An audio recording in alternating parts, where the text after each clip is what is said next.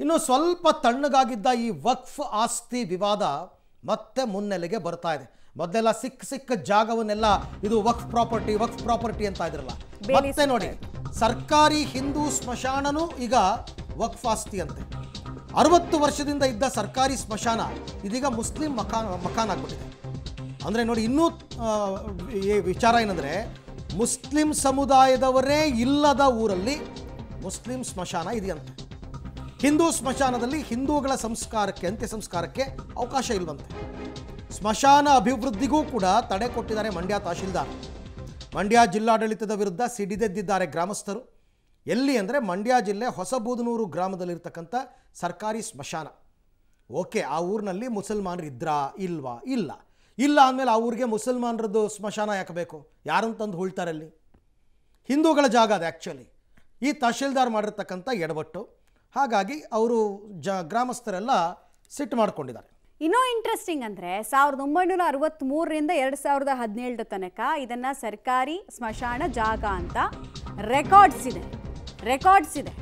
1963ರಿಂದ 2017, ತೀರಾ ಇತ್ತೀಚೆಗೆ ಒಂದು 8 ವರ್ಷದ ಹಿಂದೆ ಹಿಂದೂ ಸ್ಮಶಾನ ಏಕಾಏಕಿ ಈಗ ಮುಸ್ಲಿಂ ಮಖಾನ್ ಆಗಿ ಪರಿವರ್ತನೆ ಆಗಿರೋದು 2021ರಲ್ಲಿ ಅಂತ್ಯ ಸಂಸ್ಕಾರ ನಡೆಸದಂತೆ ವಕ್ಫ್ ಅಲ್ಲಿ ಖ್ಯಾತೆ ತೆಗೆದಿತ್ತಂತೆ. ಅವ್ರಿಗೆ ಗೊತ್ತಲ್ವಾ, ಕಂಡವರ ಭೂಮಿಗೆ ಬೇಲಿಸುತ್ತದೆ ಅವ್ರದ್ದು ಕಾಯಕ. ಯಾವ ಹೆಸರಲ್ಲಿ? ವಕ್ಫ್ ಹೆಸರಲ್ಲಿ. ಇದೀಗ ಗ್ರಾಮ ಪಂಚಾಯತಿಂದ ಸ್ಮಶಾನ ಅಭಿವೃದ್ಧಿಗೂ ಕೂಡ ತಹಶೀಲ್ದಾರ್ ಬ್ರೇಕ್ ಹಾಕಿದಾರಂತೆ. ಸ್ಮಶಾನ ಅಭಿವೃದ್ಧಿಗೆ ಒತ್ತಾಯಿಸಿ ಗ್ರಾಮಸ್ಥರು ಪ್ರತಿಭಟನೆ ಮಾಡಿದ್ದಾರೆ. ಒಂದು ಗ್ರಾಮ ಇದ್ದ ಮೇಲೆ ಅದರ ಮೂಲಭೂತ ಸೌಕರ್ಯಗಳಲ್ಲಿ ಇದೂ ಒಂದು, ಸ್ಮಶಾನನೂ ಒಂದು. ಡೀಟೇಲ್ಸ್ ಕೊಡ್ತಾರೆ ರೋಹಿತ್. ಈಗ ರೆಕಾರ್ಡ್ಸ್ ಅಲ್ಲಿ ಕರೆಕ್ಟ್ ಇದೆ ಅಂದಮೇಲೆ ಯಾರ ತಾಳಕ್ಕೆ ಜಿಲ್ಲಾಡಳಿತ ಮತ್ತು ತಾಲೂಕು ಆಡಳಿತ ಕುಣಿತಾ ಇದೆ? ಅವ್ರು ಯಾರ ತಾಳಕ್ಕೆ ಬ್ರೇಕ್ ಹಾಕ್ತಿದ್ದಾರೆ ಅನ್ನೋದು ಪ್ರಶ್ನೆ ಬರುತ್ತೆ. ಮಮತಾ, 1963ರಿಂದ 2017ವರೆಗೆ ಹೊಸಬೂದೂರಿನ ಸರ್ವೆ ನಂಬರ್ 313ರಲ್ಲಿರುವಂತಹ 1 ಎಕರೆ 13 ಕುಂಟೆ ಏನು ಜಾಗ ಏನಿದೆ, ಅದು ಅಲ್ಲಿವರೆಗೂ ಕೂಡ ಹಿಂದೂ ಸ್ಮಶಾನವಾಗಿತ್ತು. ಅದಾದ ಬಳಿಕವಾಗಿ ಮುಸ್ಲಿಮರ ಮಕಾನ್ ಅಂದರೆ ಮಕಾನಾಗಿ ಮಾಡ್ಕೊಂಡಿರುವಂಥದ್ದು, ಅಂದರೆ ಸ್ಮಶಾನವನ್ನಾಗಿ ಮಾಡ್ಕೊಂಡಿದ್ದಾರೆ. ಯಾಕೆಂದರೆ ಬೂದ್ನೂರಿನಲ್ಲಿ ಒಂದೇ ಒಂದು ಕುಟುಂಬವು, ಒಂದೇ ಒಂದು ಮನೆಯಲ್ಲೂ ಕೂಡ ಮುಸ್ಲಿಮರು ವಾಸವಿಲ್ಲ. ಆಗಿದ್ರೂ ಕೂಡ ವಕ್ಫ್ ಬೋರ್ಡ್ಗೆ ಮಕಾನಾಗಿ ಮಾಡಿರುವಂಥದ್ದು ಎಷ್ಟರ ಮಟ್ಟಿಗೆ ಸರಿ ಅಂತೇಳಿ ಕೂಡ ಆಕ್ರೋಶಗಳು ಕೇಳಿಬರ್ತವೆ. 2021ರಲ್ಲಿ ಇದು ಆ ಒಂದು ಗ್ರಾಮಸ್ಥರಿಗೆ ಬೆಳಕಿಗೆ ಬರುತ್ತೆ. ಆ ಸಂದರ್ಭದಲ್ಲಿ ಏನು ಮುಸ್ಲಿಮನ್ನ ಇವರೆಲ್ಲರೂ ಕೂಡ ಸೇರ್ಕೊಂಡು ಇಲ್ಲಿ ಯಾವುದೇ ರೀತಿಯಾದಂತಹ ಶವ ಸಂಸ್ಕಾರವನ್ನು ಮಾಡಬಾರ್ದು ಅಂತೇಳಿ ಕೂಡ ಆಕ್ಷೇಪವನ್ನು ವ್ಯಕ್ತಪಡ್ತಾರೆ. ಈ ವೇಳೆ ಜಿಲ್ಲಾಡಳಿತ ಮಧ್ಯಪ್ರವೇಶ ಮಾಡುತ್ತೆ. ಮಧ್ಯಪ್ರವೇಶ ಮಾಡಿದಂಥ ಸಂದರ್ಭದಲ್ಲಿ 24 ಕುಂಟೆಯಲ್ಲಿ ಹಿಂದೂಗಳಿಗೆ ಅಂತ್ಯ ಸಂಸ್ಕಾರ ಮಾಡೋ ನಿಟ್ಟಿನಲ್ಲಿ ಕೂಡ ಜಾಗವನ್ನು ಕೊಡಿಸೋ ನಿಟ್ಟಿನಲ್ಲಿ ಕೂಡ ಯಶಸ್ವಿ ಆಗುತ್ತೆ.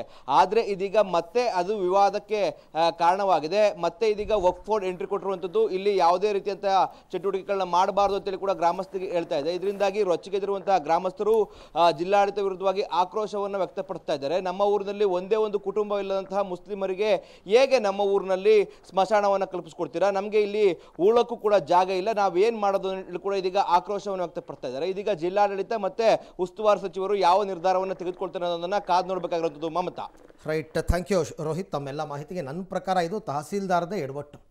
ಡಾಕ್ಯುಮೆಂಟ್ಸ್ ಎಲ್ಲ ಇದೆ ಅಂತಂದಮೇಲೆ 2017 ನಂತರ ಇದು ಮುಸ್ಲಿಂ ಮಖಾನ್ ಆಗಿ ಬದಲಾಯಿಸಿದ್ಯಾರು? ಈಗ ಹೊಸ ಡಾಕ್ಯುಮೆಂಟ್ ಕ್ರಿಯೇಟ್ ಮಾಡಿದ್ಯಾರು?